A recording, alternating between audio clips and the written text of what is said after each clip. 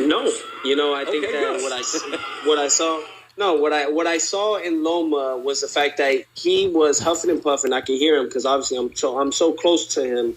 Obviously, we're fighting. That I could hear him breathing. I could tell that he was huffing and puffing a lot more than usual. So I took advantage of that, and I grabbed those key points of what I was seeing. Started touching the body a little bit more, and I just started being more aggressive about it. And I started seeing he wanted to throw with me, so I said, "Okay, we're gonna throw it together then." But then that's when the headbutt came in. I got cut. I mean, he did something.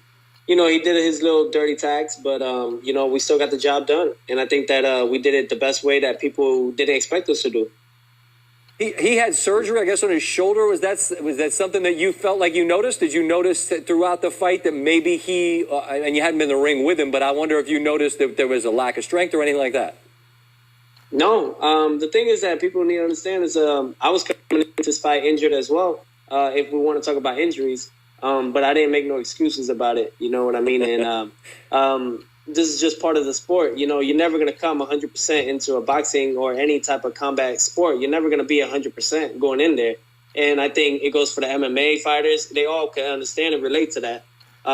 So I think that by him doing that, as someone that was considered the number one pound for pound best boxer in the whole world, and to use that excuse, it just looks more bad on him. And then, So there you have it from Teofimo Lopez, newly crowned, undisputed champion with an asterisk, but he ain't really undisputed. But it is what it is. I'm not gonna hate on Teofimo Lopez, but as you can see, he said what I've been saying when you had people trying to make excuses for Lomachenko getting schooled in that fight where, oh, well, Lomachenko had an injury. Like I told you, he said exactly what I said in one of my live streams. No fighter ever goes into a fight 100%. They are always dinged up a little bit. I say at best, a fighter comes into a fight maybe 90%. You know what I'm saying? So once again, Teofimo calls bullshit on Lomachenko's excuse. And I'm calling bullshit on Lomachenko's excuse. Look, ain't nobody trying to hear that. You Lomosexuals, you can save that stuff. Ain't nobody trying to hear it. He got beat. And like I said, Lomachenko need to accept his injury like a man.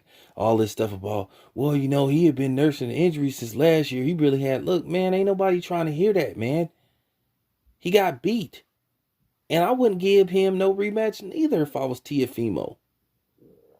You trying to take away, you know what I'm saying? You trying to take away my victory. You trying to, you know what I'm saying? You trying to take something out of my victory. So I wouldn't respect you. You just should have said, hey, he was the better man. I didn't do this, I didn't do that, but he trying to say he needs surgery and he supposed to have surgery and all this stuff. Well, like I said, man, why didn't you have surgery like right after the Luke Campbell fight? So nobody's buying that. And Teofimo said he was hurt, which he probably was.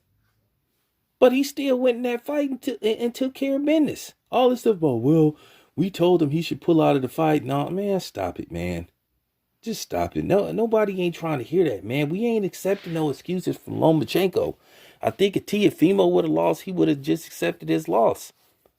But Lomachenko, because he started to smell like the smell of his own shit, all of a sudden now, he don't like what happened. He don't like the fumes that's in the room from him, now smelling this shit after a loss. Because like I said, Lomachenko played into all that stuff about him being the best fighter on the planet and one of the greatest that ever laced him up. So he bought into that because, like I said, Lomachenko didn't dismiss a lot of the racism and white supremacy behind his climb and the hype around him. He didn't dismiss it. So like I said, he played into it. He was part of it. So he get the blame too. So I'm just calling it right down the middle. That was from Teofimo Lopez himself, man. Ain't nobody trying to hear that. Lomachenko trying to diminish Teofimo Lopez victory. And that's why for years and that's why I have a problem with Manny Pacquiao. Ain't nobody trying to hear that stuff about he had a shoulder injury. Hey, you Manny Pacquiao fans can come on here and talk about, I did my research. My research is I don't believe Manny Pacquiao. Nobody don't care about you being mad. You think you gonna come on my channel and try to talk shit on my channel because you Filipino? Nobody don't care about y'all. Nobody, for real.